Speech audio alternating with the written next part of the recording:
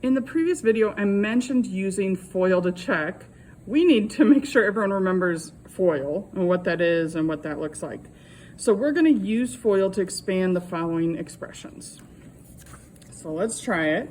So typically how I do FOIL is with, you might recognize those lines. You can also use box method.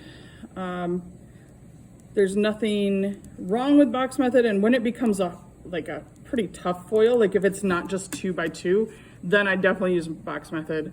But it would be nice if we're sort of are able to do this without drawing it, but there's nothing wrong with making a box either. All right, so either way, whichever method we use, the first one would be x times x, which would be x squared here, or just x squared there. X times 2 makes plus 2x, and that's this box, 2x. 3 times x is plus 3x, so that goes here. And then the last multiplication is 3 times 2. So there's 4 different multiplications. However you organize them, we need to, be able to do that, hopefully.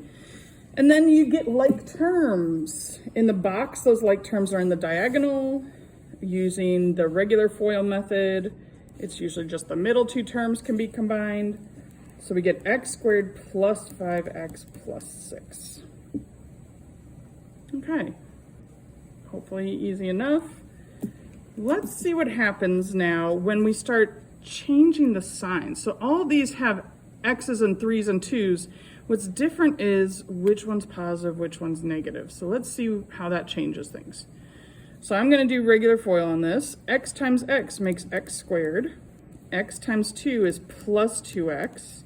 Negative 3 times x makes negative 3x. And negative 3 and positive 2 make minus 6. The like terms are in the middle. Positive 2 and negative 3 make a negative 1x, then minus 6. Okay. Next one, FOIL. X squared is x times x.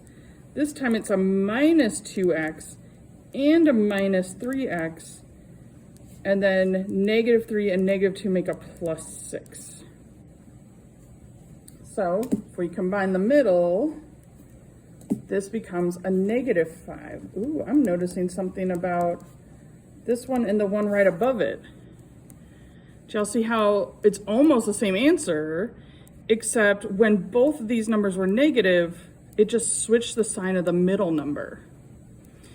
The 6 stayed the same because this one we got 6 by positive 3 and positive 2, but a negative times a negative also made a positive 6. It just switched the middle, what we're adding to.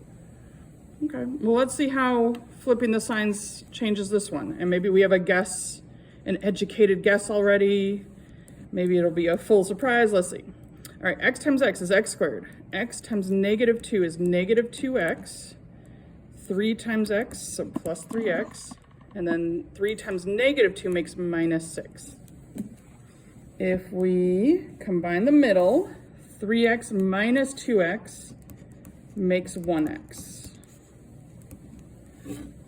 So these changed again by just the sign of the middle changing.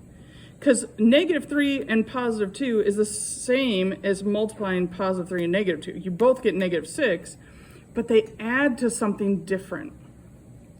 And so it's this sort of balance between what do we need to multiply to and what do we need to add to in the middle that we're going to be utilizing. So what we're going to do in section 10.3 is do FOIL backwards to try to figure out how to take a polynomial like this and write it in parentheses in factored form.